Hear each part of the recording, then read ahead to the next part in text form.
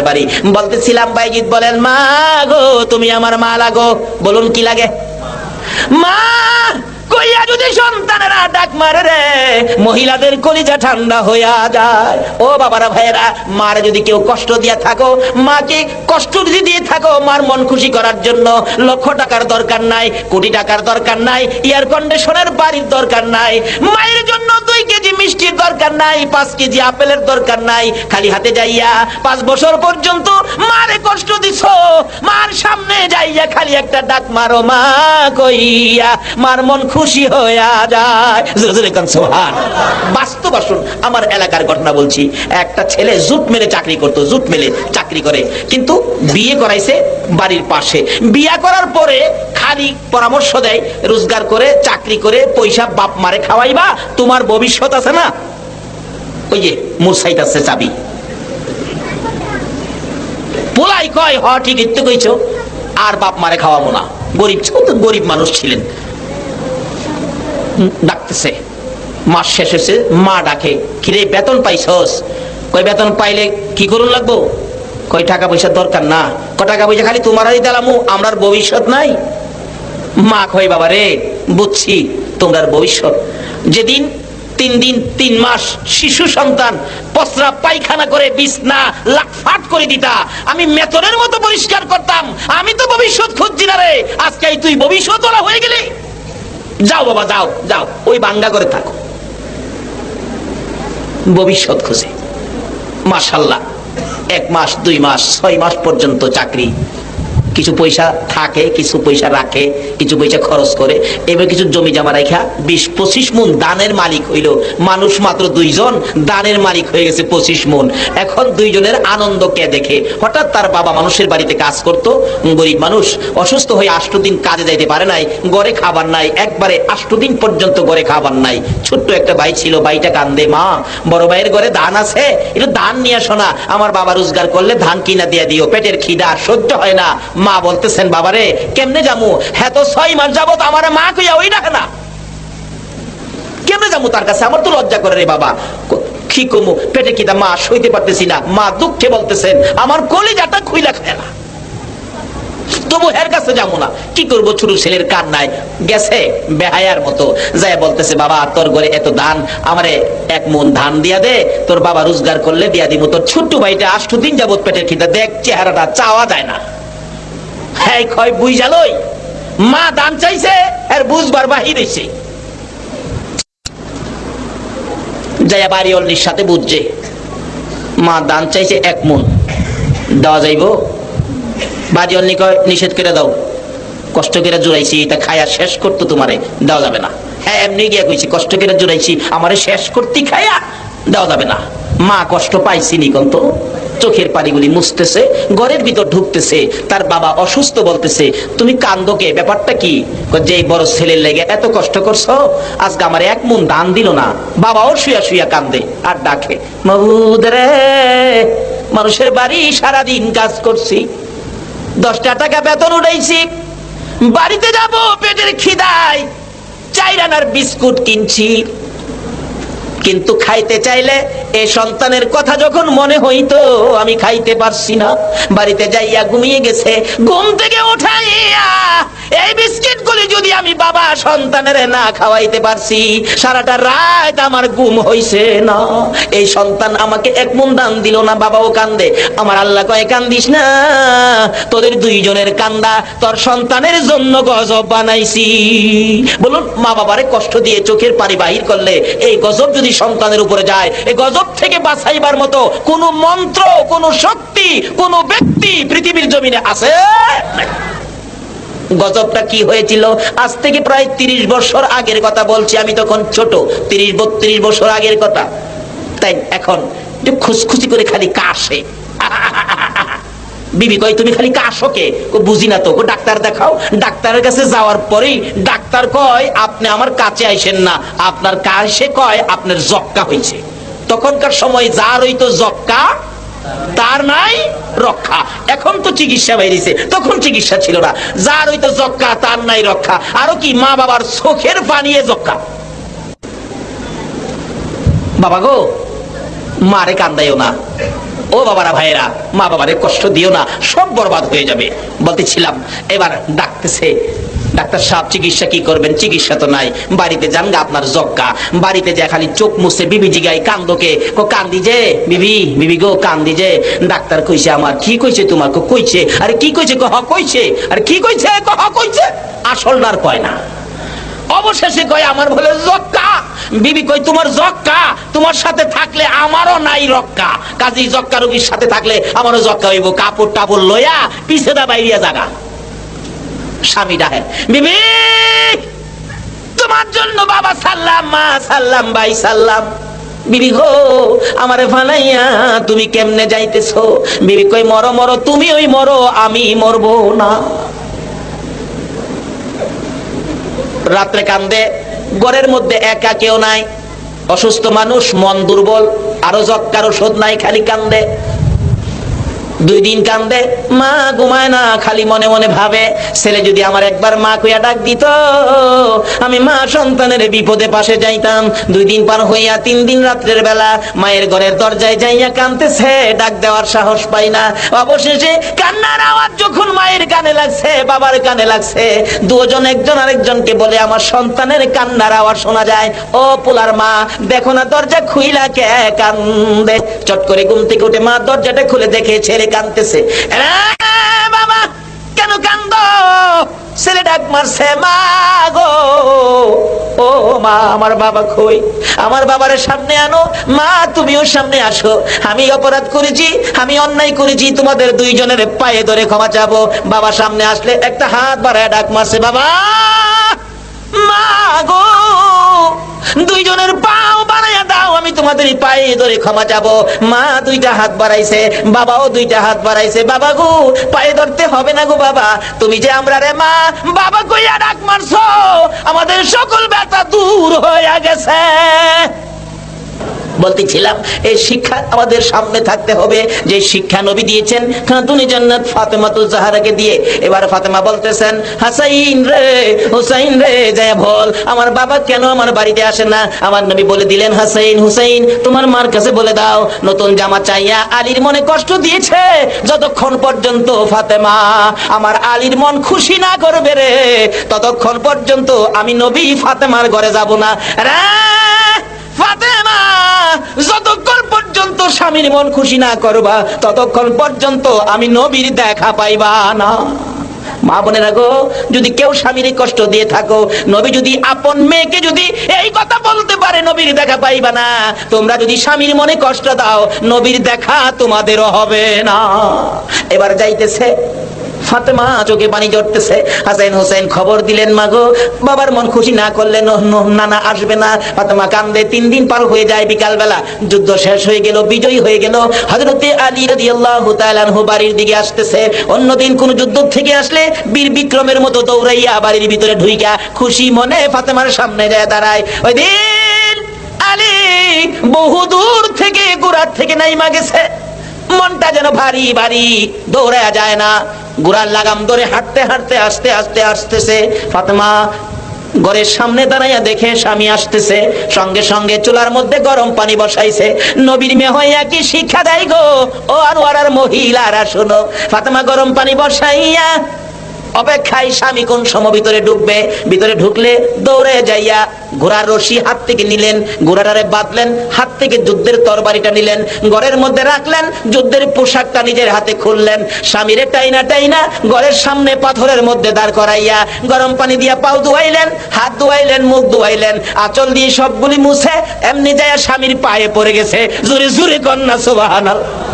ফাতেমা গো স্বামীর পায়ে পড়ে চোখের পানি ছেড়ে ছেড়ে কান্দে আর ডাকে, স্বামী নতুন জামা চাইয়া তোমার মনে দুঃখ দিয়েছি, ওদিন থেকে আমার বাবা আমাকে দেখতে আসে না গো স্বামী। পায়ে ধরি, বলো খুশি হইছো নি?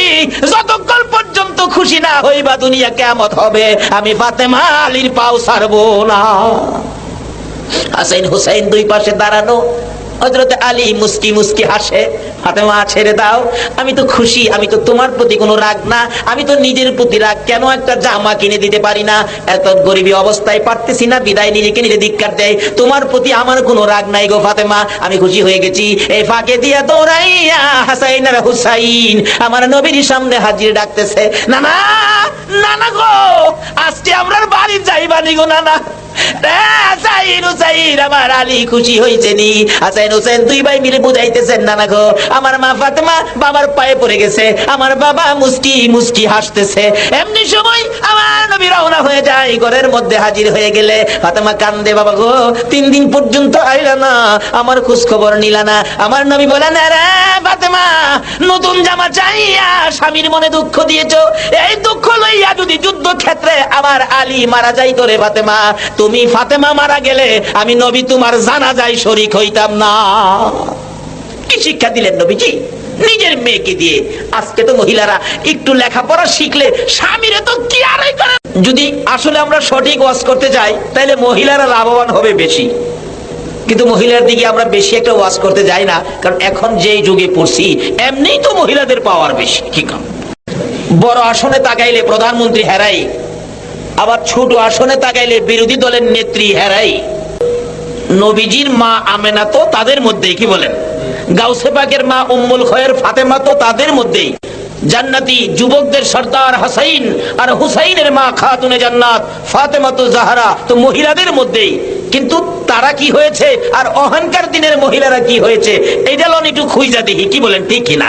যদি আমাদের দেশের মহিলারা এই খোঁজ নিয়ে এই সীমানা মাইপা দেখে শুনে বুঝে শুনে চলতে পারে, তাহলে এখনো ওই রকম অলির মা এই এলাকার মহিলারা হতে পারে, বাংলাদেশের মহিলারা একটা আলেমের মা হতে পারে, একটা বেহিস্তি সন্তানের মা হতে পারে। কিভাবে হবেন এটা বোঝার জন্য আজকের এই মাহফিল। যাই হোক, বলতেছিলাম আমাদের আওয়াজটা গর্জিয়াস হবে। আলহামদুলিল্লাহটা এটা কিন্তু আমাদের এদেশি জিনিস না, এটার বাড়ি বহুদূর। আল্লাহ যেদিন একা ছিলেন, যেদিন আল্লাহ প্রেম আর মহব্বতে ঢেউ খেলে বন্ধু সৃষ্টি করবেন, যেদিন আমার আপনার নবীজির নূর মুবারক আল্লাহ রাব্বুল আলামিন কুদরতি হাতে নিয়ে বলছিলেন কুনি মুহাম্মদ, যখন মুহাম্মদী আকার ধারণ করলো, আল্লাহ রাব্বুল আলামিন পবিত্র স্থানে রাখার সাথে সাথে আমার আপনার নবীর নূরে মুহাম্মাদি আল্লাহর কুদরতি পায়ে সেজদায় পড়ে বলেছিলেন আলহামদুলিল্লাহ। আল্লাহ বলেন, বন্ধুগো, যে কাজটা তুমি করছো সেজদাটা এবং যেই শব্দটা আমারে শোনাইছো, এটা তো খুব মজার জিনিস, শব্দটাও মজা, কাজটাও মজা, কাজী এই জিনিসটা তো খুব পছন্দের জিনিস। যাও, আমি কথা দিলাম এই দুইটা কাজ যারা আদায় করবে তাদেরকে আমি আমার জান্নাতে দেব। দুইটা জিনিস এখনো একত্রিত আছে কিনা বলুন তো? যেমন সেজদা নামাজের মধ্যে, নামাজ পড়তে গেলে নামাজের শুরুতেই এই সূরা ফাতিহা পড়তে হয় কিনা বলুন? প্রথমেই শুরু হয় ফাতিহা, আলহামদুলিল্লাহ শুরু হয়। এই দিয়ালাবান দুইটা একত্রিত করে রেখে দিলাম। বন্ধু, তোমার এই কাজ আর এই শব্দ আমার কাছে খুব পছন্দ হয়েছে। এটা যদি মহিলারা আদায় করে তারাও কি বলেন আল্লাহর পক্ষ থেকে পুরস্কার পাবে কিনা, কিভাবে পাবে, আসুন এটা বোঝার জন্য। যাই হোক, এটা অতি সম্মানী জিনিস, বিদেশি জিনিস, যেখানে কেউ ছিল না। যেদিন প্রথম সৃষ্টি হয়েছেন, সৃষ্টির প্রথম হলো আমার আপনার নবী, আর এই সৃষ্টির প্রথম মুখ থেকে আওয়াজ হলো, প্রথম আওয়াজ আমার নবী দিয়েছিলেন আলহামদুলিল্লাহ। এই জন্য প্রথম সৃষ্টির দাম বেশি এবং আওয়াজেরও দাম বেশি। কাজী আমরা আলহামদুলিল্লাহ বলে আল্লাহর শুকর আদায় করেছি, খুশি হয়েছেন আল্লাহ। আল্লাহকে খুশি করাটাই হলো আমাদের কাজ, কারণ এই জগতে আমাদেরকে সৃষ্টি করছে কে বলুন তো? আল্লাহ আমাদেরকে সৃষ্টি করে কত কিছু দিয়েছে। আল্লাহ বলেন, বান্দা সব দিলাম, এমন কোন জিনিস বাকি রাখি নাই যে তোমাদেরকে দেই নাই। পৃথিবীর এমন কোন বিজ্ঞান নাই, পৃথিবী জুড়ে এমন সাহস কোনো মানুষের নাই এই কথাটা বলতে পারবে আল্লাহ আমাকে এমন জিনিসটা দেয় নাই। আল্লাহ বলবেন দিয়েছি খুঁজা পাও নাই, এরকম হতে পারে। দেই নাই এমন কোন কথা বলার অধিকার পৃথিবীর কোন সৃষ্টির নাই। আল্লাহ সবকিছু সৃষ্টি করেছেন। যাই হোক, কিন্তু সব সৃষ্টির কারণ হলো আমাদের খেদমতের জন্য। আল্লাহ বলেন, আর তোমাদেরকে সৃষ্টি করলাম আমাকে খুশি করার জন্য। এখন আল্লাহকে খুশি করতে গেলে সবচেয়ে বড় মন্ত্র হলো আলহামদুলিল্লাহ।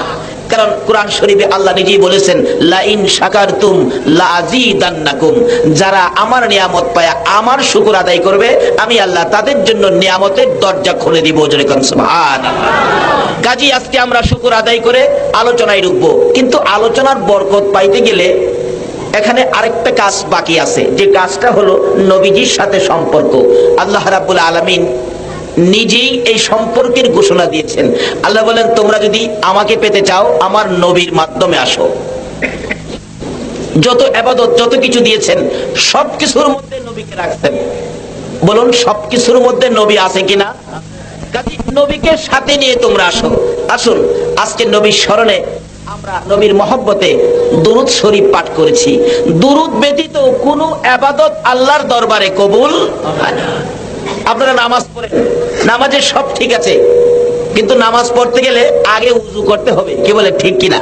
কিন্তু উযু করতে গেলে উজুর আগে অথবা উজুর পরে অথবা উজুর মাঝখানে যদি কেউ দুরূদ শরীফ আদায় না করে তাহলে তার উজু হবে না। এই উজু দিয়ে নামাজ হবে না। প্রথমেই সৃষ্টির প্রথমে যেমন নবী, সকল নেক কাজের প্রথমে নবী। সুবহানাল্লাহ। উযু করবেন নামাজের জন্য, এখানে দুরূদ রাখতেই হবে। নামাজ পড়বেন 5 ওয়াক্ত, ফজরের নামাজ প্রথম। বলুন, আগে সুন্নত, ফজরের 4 রাকাতে আগে সুন্নত নাকি আগে ফরজ? আল্লাহ বলেন সৃষ্টির প্রথমে নবী, ইবাদতের প্রথমেও নবী। এই নবীকে চিনতে আমাদের মধ্যে গন্ডগোল ভিড়াই, আমরা ইবাদত করেও শান্তি পাই না। আল্লাহকে ডেকেও আমরা ডাক শোনাইতে পারি না। কিন্তু আমি কোরআন শরীফ থেকে যা তেলাওয়াত করেছি, আলোচনায় যাচ্ছি, আল্লাহকে ডাকবেন, আল্লাহ সঙ্গে সঙ্গে আপনার ডাক শুনবে। কিসের জন্য ডাকছেন? সঙ্গে সঙ্গে আল্লাহ আপনার দাবি পুরা করবে। কিন্তু এই ডাক আমরা ডাকতে পারি না কেন? আল্লাহ যে সিস্টেম করে দিলেন, তোমরা ইবাদত করো, ইবাদতের আগে নবী, উযু করো, উযুর আগে নবী, আমাকে ডাকবা, ডাকের সাথে নবী। এইভাবে যদি সিস্টেম না করো, আজানের মধ্যে আমরা ডাকি, কি বলেন, আজানে ডাকি, আল্লাহকে ডাকি, নবীকে ডাকি, নামাজ পড়ার জন্য আহ্বান করি, কিন্তু এর মধ্যেও নবীর নাম লাগাইতে হবে। নবীর নাম ছাড়া যদি আপনাদের এলাকার মুয়াজ্জিন সাহেব একেবারে প্রধানমন্ত্রীর ভাতিজা যদি আজান দেয় নবীর নাম বাদ দিয়া, প্রধানমন্ত্রীর ভাতিজা হইলেও প্রধানমন্ত্রীর ভাতিজা মুয়াজ্জিনের চাকরি কি থাকবে? থাকবে না। কেন থাকবে না? নবীর নাম বাদ দিছে। এখন তো নবীরে বাদ দিয়াও ডাইরেক্ট আল্লাহর সাথে যোগাযোগ করতে চায়। মুসা নবীর মতো নবী পারে নাই, আমরা নবী বাদ দিয়ে আল্লাহর সাথে যোগাযোগ করতে। তবে খুব কান্নাকাটি করছেন, রব্বি আরিনি, তোমারে দেখতাম, আল্লাহ কইলাম তারানি, পারবি না খোদা গো, তুমি না কইছো তোমার সাথে কথা কমু, তোমার সাথে বন্ধুত্ব করবো, তুমি দেখাই দাও না। আল্লাহ কয়, দেখা, তুই এই চোখে আমাকে দেখার শক্তি তোর নাই, একমাত্র আমাকে সরাসরি দেখার শক্তি আছে নবী মুহাম্মদুর রাসূলুল্লাহ সাল্লাল্লাহু আলাইহি সাল্লাম। কিন্তু কোরআন শরীফে আল্লাহ তো বলছে, বান্দা কোনো আশা করলে, দাবি করলে এটা পরিশোধ করব। কোরআন শরীফে বলছে, মুসা নবীর তো দাবি ছিল আল্লাহরে দেখবো, কিন্তু দেখার সুযোগ পায় না।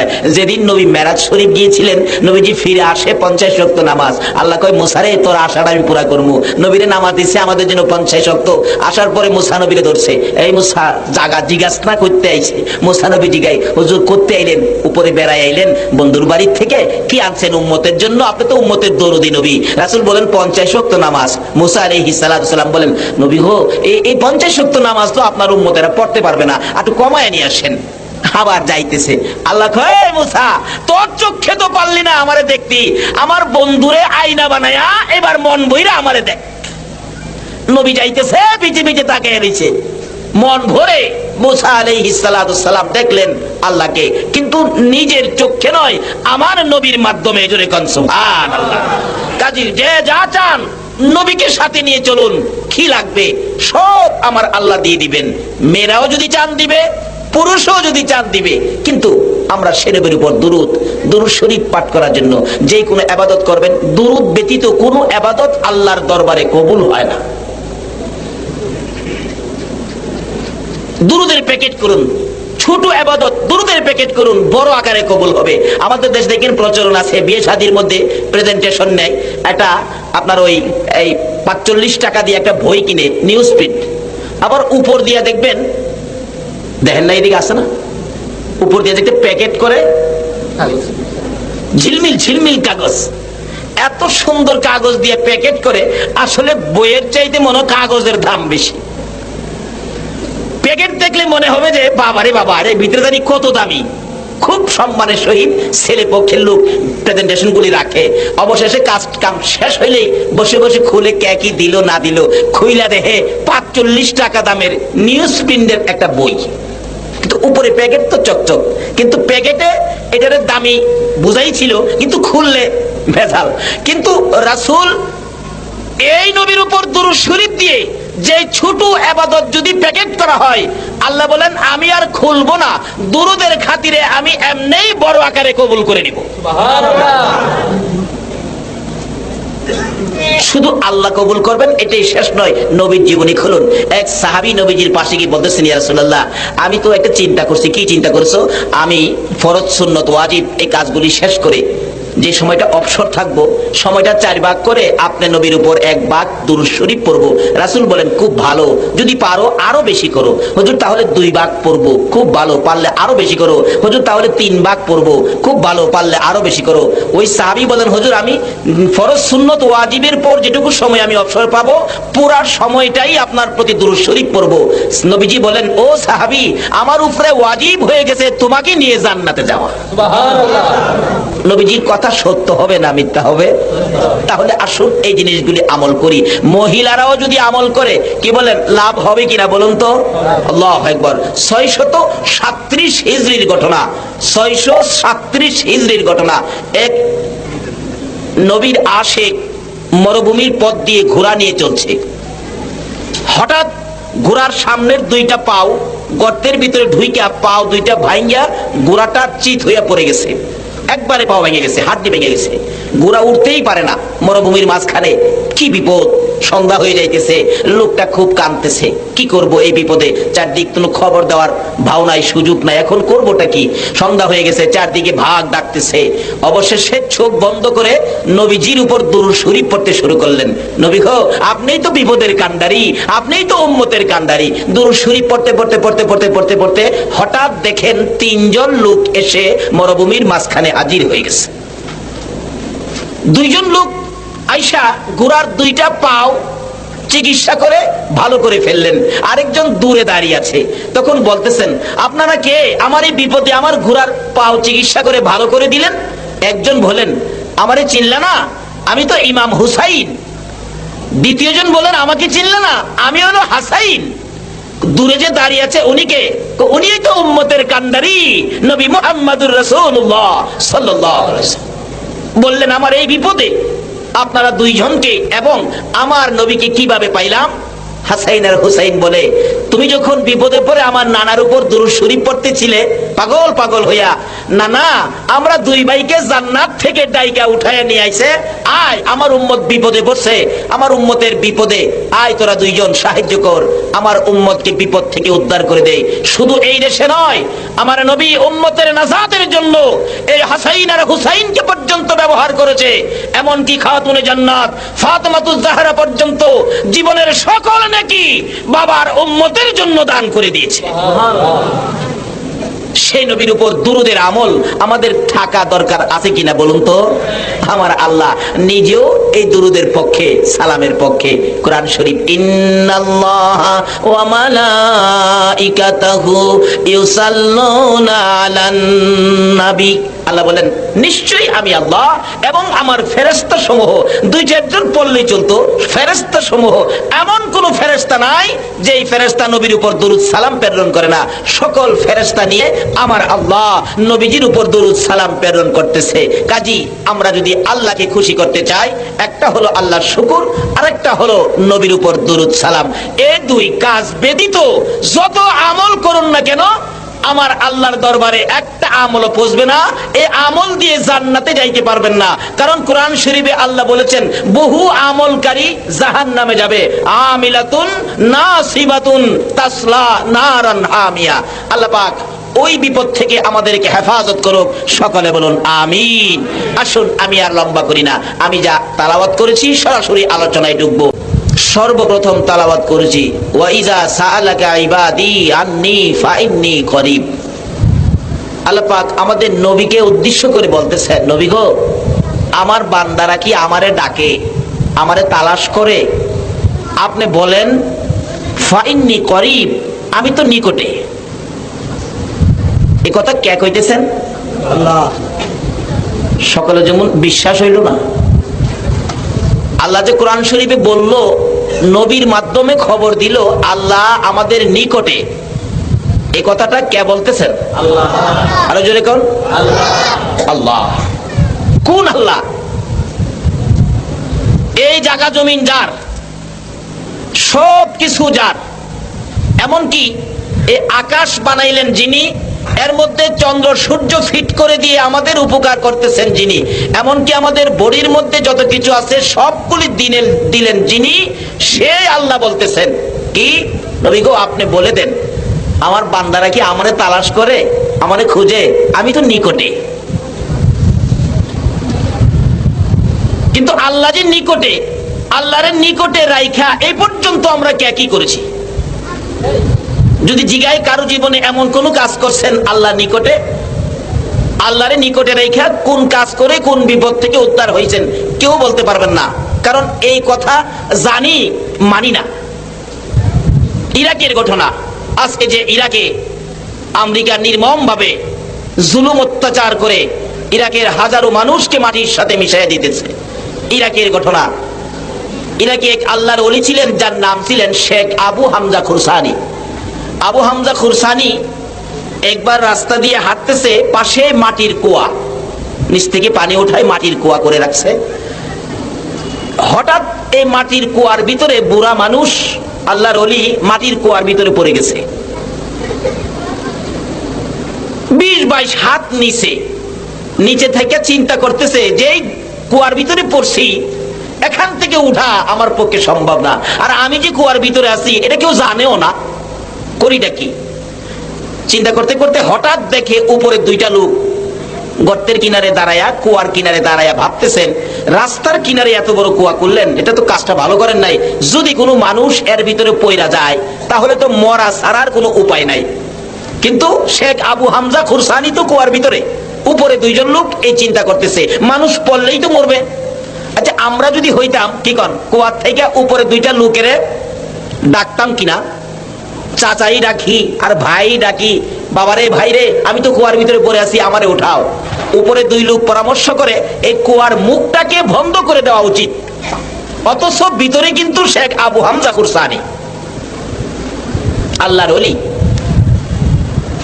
উপরে দুইজন পরামর্শ করে গর্তের মুখটা বন্ধ করে দিবে, কিন্তু ভিতরে আবু হামজা খুরসানি কিচ্ছু কয় না। উনি মনে মনে ভাবতেছেন তারা যাই করে করুক, কিন্তু তারা তো আমার কাছ থেকে 20-22 হাত উপরে।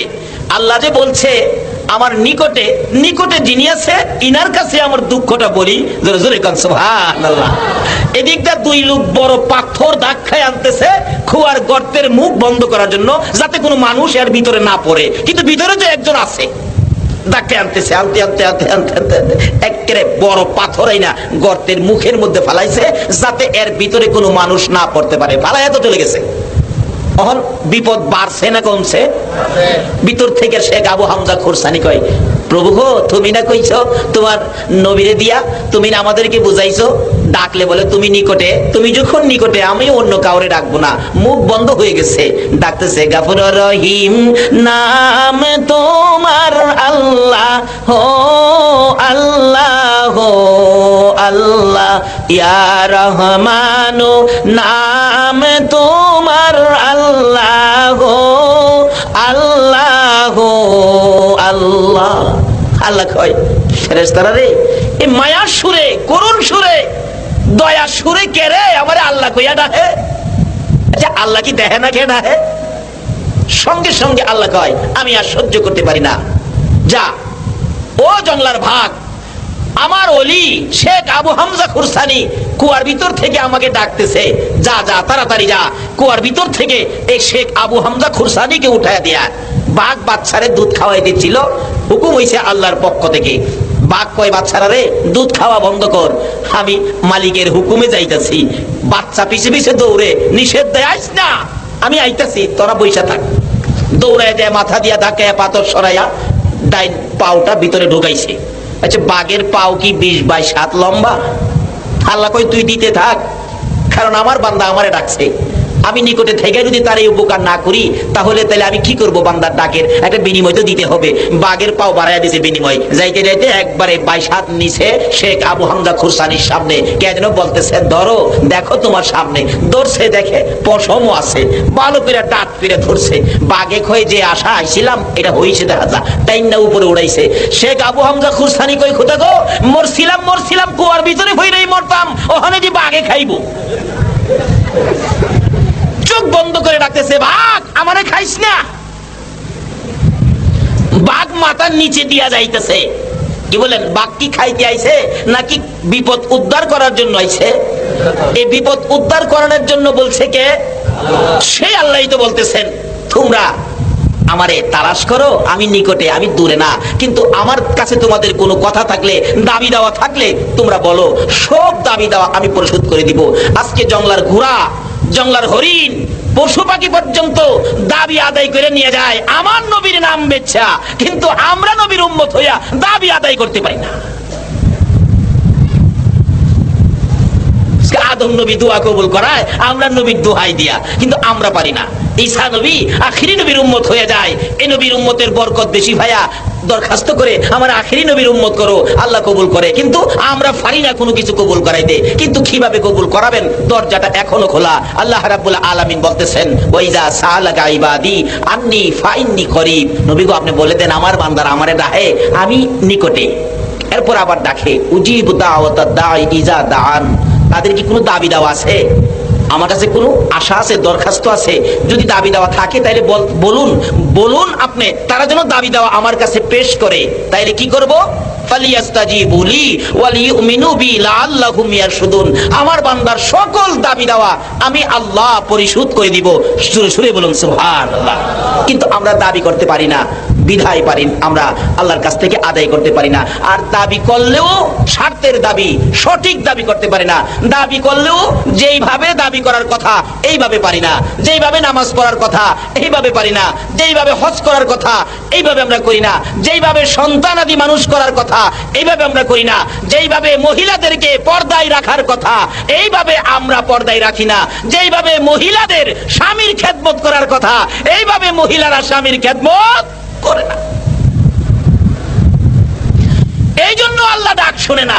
নাইতে কথা মতো ডাকলে আমার আল্লাহ মহিলাদের ডাকও শুনে। আল্লাহু আকবার। কেমন শুনে? বাস্তবে আসুন, ইতিহাসের ঘটনা। নৌকা দিয়ে যাচ্ছে নদী পথে, কর্ণফুলী নদী ধরুন, ঝড় তুফানের নৌকাটা ভাঙ্গা টুকরা টুকরা করে দিলেন। একটা মহিলা 1 মাসের একটা বাচ্চা, ছেলে বাচ্চা, 1 বছরের, 1 মাস নয় 1 বছর, 1 বছরের ছেলে বাচ্চাটা বুকে বাম হাতে চাপাইয়া ধরে নদীর মধ্যে সাঁতরাইতেছে আর ডাকতেছে, খোদা গো তুমি না বলে নিকটে? আমি আমার কুলের সন্তানটা নিয়ে বিপদে পড়ছি, তুমি যদি নিকটে হয়ে থাকো এই বিপদ থেকে আমার কুলের সন্তানটারে তুমি বাঁচাও। আল্লাহ যে বলছেন নিকটে, আসলে কি এটা সত্য নাকি মিথ্যা? কিন্তু আমরা তো এটারে কাজে লাগাইতে পারি না। আল্লাহর কথা তো সত্য।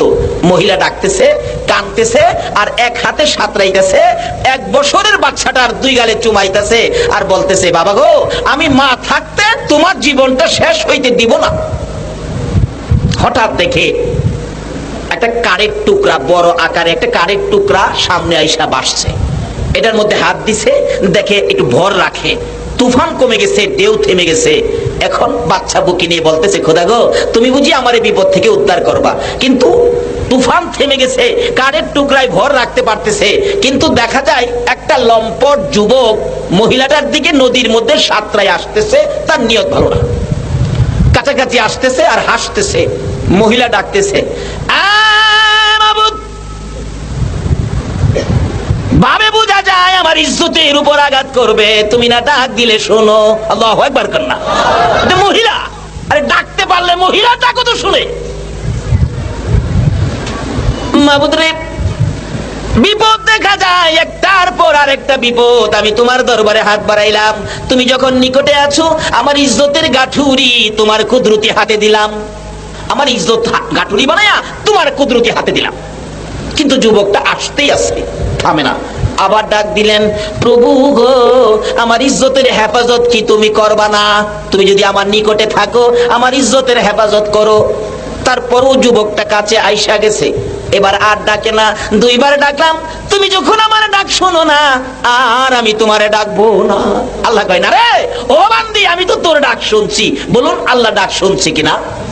কথা মতো ডাকছে আর ডাকও শুনছে। কাছাকাছি আইসা ইতিহাস লেখে, মহিলার জীবনী লেখে, নিষ্ঠুর যুবক ওই মায়ের কুল থেকে বাচ্চাটাকে টানতেছে আগে সরানোর জন্য। মা বাচ্চা ছাড়তে রাজি না, বাচ্চা মায়ের গলায় ধরে রাখছে, গলা ছাড়তে রাজি না। দুঃখিনী মা বাচ্চা বুকে নিয়ে রাখছে, নিষ্ঠুর যুবক বাচ্চাটার গলায় ধরে টাইনা মার কাছ থেকে সরাইয়া নিয়ে গেছে।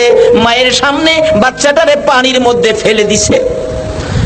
ওই 1 বছরের বাচ্চা মায়ের দিকে তাকাইয়া মা মা কইয়া পানির নিচে চলে যাইতেছে। মহিলা দুইটা হাত বাড়াইয়া কান্দে, মাবুদ রে, তুমি যদি আমার নিকটে থাকো, আমার কলিজার টুকরা সন্তানটারে হেফাজত কইরো। দিয়ে দিছে বাচ্চা পানির নিচে, আল্লাহরে কই হেফাজত করতো। খুব কেমন ঘটনা। তারপরে নিষ্ঠুর যুবক বাচ্চাটারে পানি ফেলে দিয়ে মহিলাটার গায়ে হাত দিতে চাইলে, হাত দেওয়ার আগে আগে পিছনে একটা কুমির হাজির হয়ে গেছে। সুবহানাল্লাহ। মহিলাটা দেখতেছে কুমির এসে যুবকটাকে টাইনা ধরলো, পিছনে নিয়ে টুকরা টুকরা করে ছেড়ে ফেলেছে, কিন্তু মহিলাটারে কিছু করে নাই। এবার মহিলা ভেবেছে নিশ্চয়ই আমার ডাক আমার আল্লাহ কবুল করেছে। আমার আল্লাহ বলেন, রে দুনিয়ার মানুষ, মেয়ে হও আর পুরুষই হও, তোমরা যদি আমার ডাকার মতো ডাকতে পারো, কথা দিলাম সকলের ডাক আমি আল্লাহ শুনি। জোরে জোরে কোন সুবহানাল্লাহ। ডাকতেছে, প্রভু গো, আমার বিপদ বুঝি উদ্ধার করে দিবা। একটু পরে বেহুশ হয়ে গেছে, সন্তানের কথা মনে হয়ে গেছে। অ্যাক্সিডেন্টের খবর শুনে উদ্ধারকারী দল জাহাজ নিয়ে নাইমা গেছে। মানুষ অ্যাক্সিডেন্টে পড়ছে, বেঁচে আছে কিনা উদ্ধার করতে গেলে ইতিহাস বলেন দূরবীন দিয়ে দেখতেছে কোন মানুষ নদীর মধ্যে জীবিত আছে কিনা, তাইলে আমরা উদ্ধার করব। ইতিহাস বলেন দূরবীন দিয়া দেখে বহু দূর 1 বছরের একটা বাচ্চা মাছের পিঠের উপর ঘুমাইতেছে। আল্লাহু আকবার, তাকবীর, আল্লাহু আকবার, ইয়া রাসূলুল্লাহ, ইয়া গাউসুল আজম দস্তগীর। 1 বছরের একটা বাচ্চা দেখা যায় মাছের পিঠের উপর ঘুমাইতেছে। আচ্ছা, এটা কি আশ্চর্যের কথা না? সমুদ্রের মধ্যে মাছে মানুষ পাইলে পিঠে লয় না পেটে নেয়? কয় না দি বাঙালি? সমুদ্রে বড় বড় মাছগুলি মানুষ পাইলে পিঠে নেয় না পেটে ঢুকায়?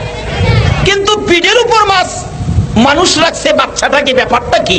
আমার আল্লাহ বলেন, আমি না কথা দিছি, ডাকলে আমি নিকটে, দাবি দাওয়া করলে পরিশোধ করি, কিন্তু এখন তো আমরা ডাকতেই জানি না, বিধায় কোনো দাবি আমরা উদ্ধার করতে পারি না। উদ্ধার